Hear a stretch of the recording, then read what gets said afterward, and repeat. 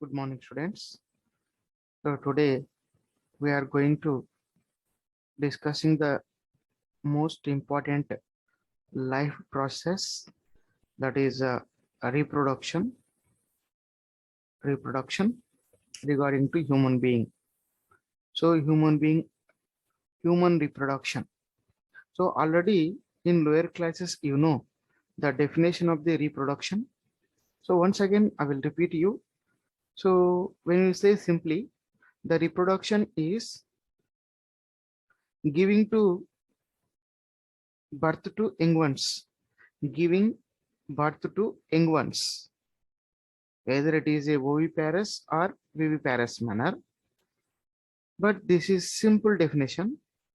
But the real definition of reproduction is the ability of an organism to give rise to new generation of individuals or descendants or offsprings is called reproduction. So once again, I will repeat you, the ability of an organism to give rise to new generation of individuals or offsprings or descendants is called reproduction. So here, to give birth, organism must have ability or the capacity. That is, next here, reproduction is the most important life process in organisms, living organisms. Why? Because it replaces the old one and it increases the population. It replaces the old one. So we know that all organisms must have certain lifespans. For example, human being have 100 years. After that, the same kind of organism will not be survive. So that instead of that one, it will be replaced by the new one, by which process means reproduction. So this reproduction is most important life process to the living being, to multiply, to increase the population, to multiply the organisms. So most important process is reproduction. So this is the process which perpetuation of its race, perpetuation of its race. So ఒక జీవి యొక్క it keeps the organisms, living organisms continuity in this universe. Only that is reproduction. It keeps organisms, living beings to continue in this world, which process means reproduction. So other life processes also are there, but they help in growth and other activities. For example, digestion, excretion, respiration, transportation, circulation, all these are help to the organism for the growth and development. But reproduction is most important. It helps in the perpetuation of its race. So to be continue the race of human being in this world, reproduction must and should. Reproduction must and should. So this reproduction is generally, we know that you studied that in lower classes. It is two types: asexual reproduction and sexual reproduction. Asexual reproduction is also called vegetative propagation or vegetative reproduction. So sexual reproduction is only involves in the sex organs. So now we are going to discussing about reproduction, that is sexual reproduction in human being. Let us go to that and clearly.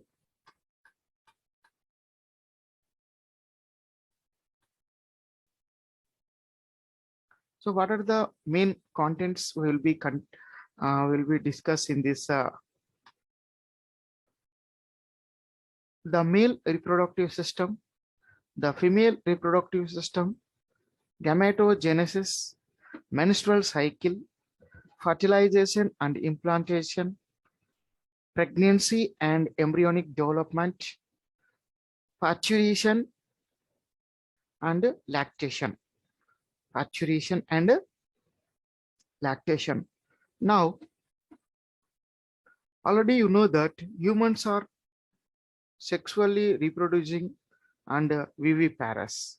You know that in lower classes already you learned there will be two words regarding to the reproduction, oviparous and viviparous. Viviparous means the method of reproduction in which the organism gives directly birth to young ones. That is called viviparous. Example, human, human being, cattle. Whereas oviparous also is there, oviparous. This oviparous, nothing but egg-laying organisms. Example, hen, snake, some snake, certain snake. So the egg-laying organisms are called oviparous, but directly giving birth to young ones, they are called viviparous. So human beings are belongs to viviparous, directly giving birth to young ones, directly giving organism to organism. So the reproductive events in human being include the main important is formation of gametes, formation of gametes. So now the main male gamete in the males is sperms, ovum in the female.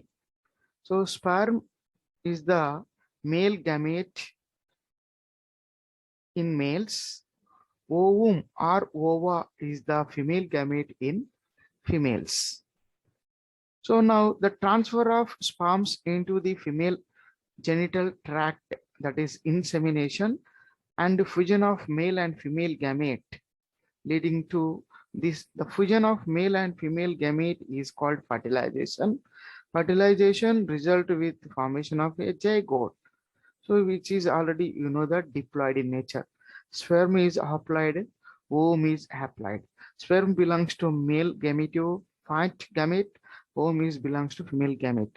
Fusion of male and female gamete is called fertilization. Result is zygote, which is diploid. Why? Because sperm it is a haploid in nature, as well as ovum also haploid in nature.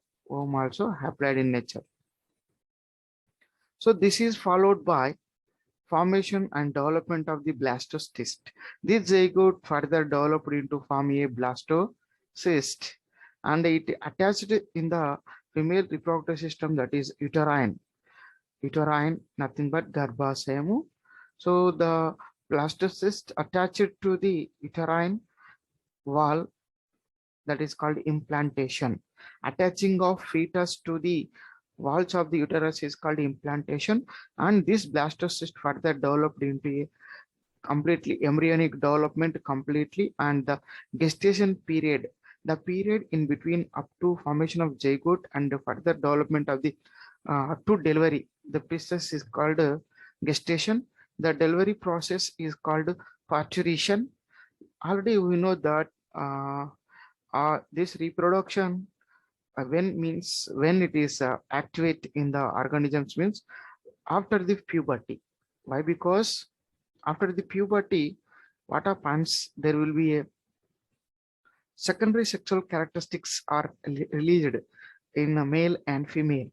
SSC we should call secondary sexual characteristics in male, secondary sexual characteristics in female. So let us have a glance when you take the male. In male organism, what are the SSC, secondary sexual characteristics? In male, the secondary sexual characteristics are production of sperms and developing of mustaches and beard, and voice become rough. Whereas in we take female, in female, whereas SSC is production of ova, production of ova, and as well as menstrual cycle, starting of menstrual cycle, production of ova, menstrual cycle starting, and as well as the pelvic girdle will be expanded. So, and the voice become very smooth and soft in females. So, and also main important hormones released, that is in male, SSC is developed by the production of testosterone hormone. Testosterone hormone, TST.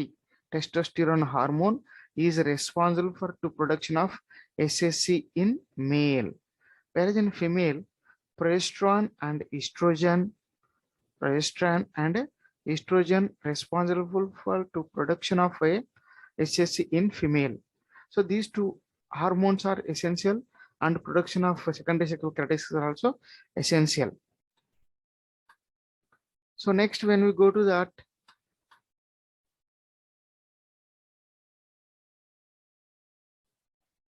so there are remarkable changes, differences between the reproductive events in the male in the female. For example, the sperm formation continuous. So this is most important point here. The production of sperm starts in male 12 years onwards or 11 years onwards. From the 12 years up to old men, up to old men, nearly 90, 100 years also sometimes. What happen? Production of sperms will be continue. But whereas production of ova in females will be stops. Ceases means stop. So the production of ova stops in women in 55 or 50 years, between 55 and 50 years. So production of ova at starting stage is called menses, ending stage is called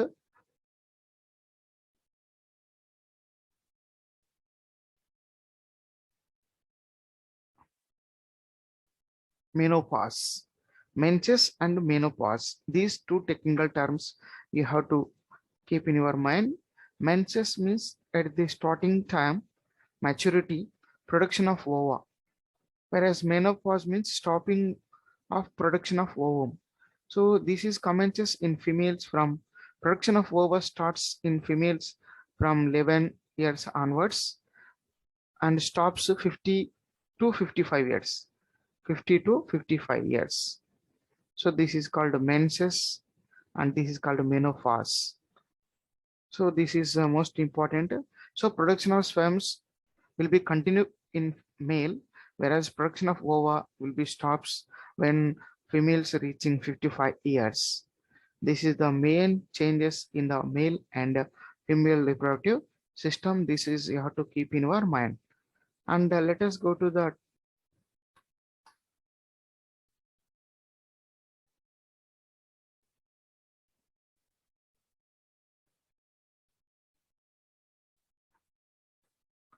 now we are going to discussing about the male reproductive system. The male reproductive system is consist mainly in the pelvic region, pelvis region. The male reproductive system located exactly where means pelvis region means below the abdomen. The main organs are the testes, along with there will be accessory glands or ducts, glands, and the external genitalia, external genitalia.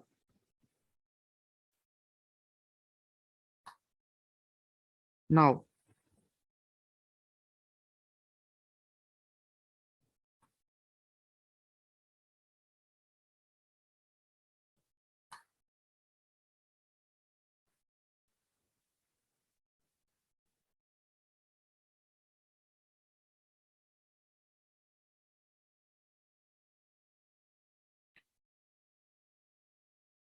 so the testes are situated outside the abdominal cavity within a pouch called scrotum.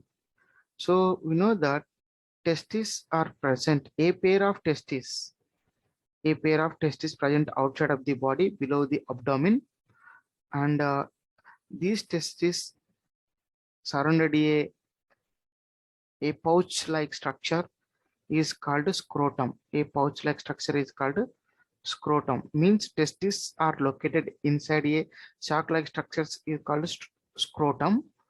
The scrotum helps to maintain the temperature at low 2 to 2.5 degrees centigrade, lower than the normal internal body temperature. So the body temperature is usually 25 to 35. But if it is the testis is inside, there will be unable to production of sperms due to heat. So that the testis should keep always in cool in nature. That is the reason the testes are located outside of the body because of to need only the temperature 2 to 2.5. When the low temperature only, they have ability to produce the sperm. So there is a when they are in low atmosphere, low temperature, then they have ability to produce the sperms. It is called spermatogenesis. Production of sperms by the testis is called spermatogenesis. In adults, each testis is oval in shape. The testis is generally oval in shape. Testis are in generally what? Oval in shape. And the length which are having 5 centimeter, the width is 2 to 3 centimeter. The testis is covered by a dense covering. Each testis has about 250 compartments called testicular lobules. So when you take a testis, there will be a lobules are present. There will be a lobules, nearly 250 testicular lobules are present. Total how many lobules we can say? 250 compartments. They are called testicular lobules. Each lobule consists a tubule. Each lobule consists a tubule. Each lobule consists a tubule. This tubule is called a seminiferous tubule. Seminiferous tubule. So have to keep in your mind once again. Each testis have a nearly 250 testicular lobules. Each lobule contain 1 to 3 highly coiled, 1 to 3, 1 to 3 highly coiled seminiferous tubules. The name itself, seminiferous tubules, responsible to produce sperms. In seminiferous tubules only, sperms are produced.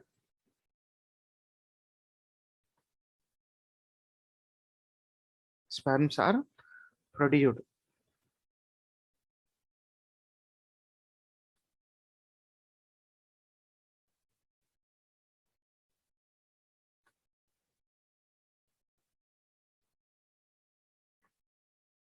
So once again, this is the testis. We know that already. It has 4 to 5 centimeter length, 2 to 3 centimeter width, and each testis consists a 250 compartments. Generally, how many compartments? Like this, testicular compartments. Each testicular compartment is lobules, nothing but what? Lobules, like 250. Each lobule consists of 3 seminiferous tubules. 3 seminiferous tubules. These seminiferous tubules are coiled, long and coiled, in which what happen, in which sperms are produced, in which sperms are produced. So main you have to keep in mind, seminiferous tubules are responsible to production of sperms. So each seminiferous tubule is lined on its inside by 2 types of cells. So when we take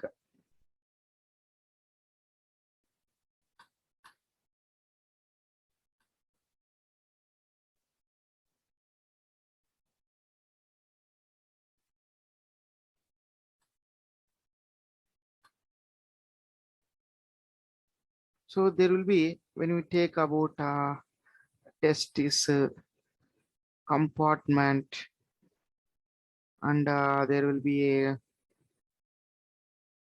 each seminiferous tubule.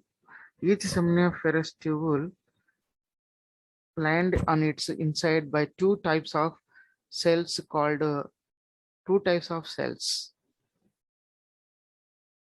When you take one is the male germ cell, that is spermatogonia, spermatogonia, and Sertoli cells and Sertoli cell.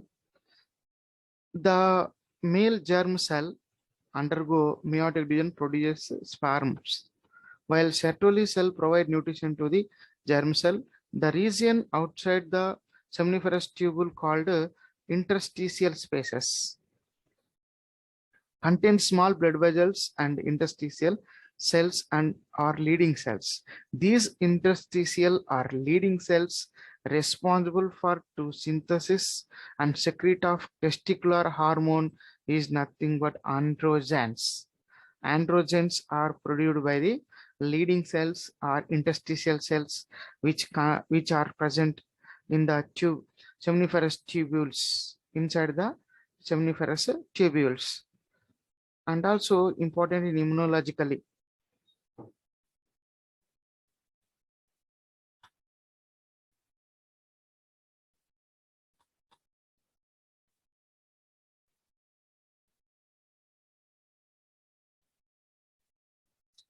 So here you can see this picture here.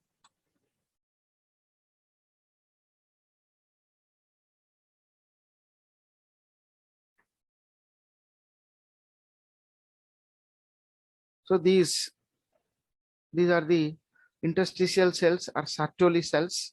They provide nutrients to the.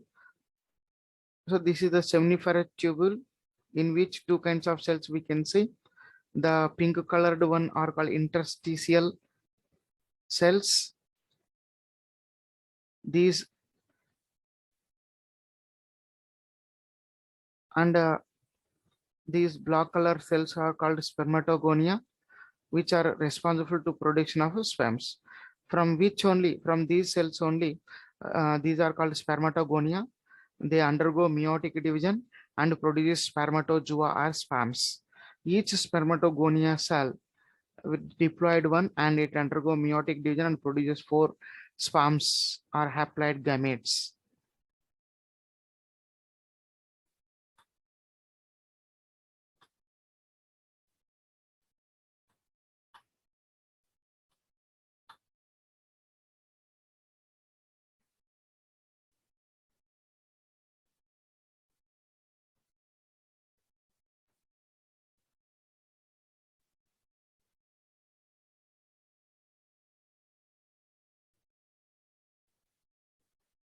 So I will be continue next the process, how the sperms are produced and how the sperms are moved from testis to outside of the body. The process totally I will explain next class. Thank you for listening.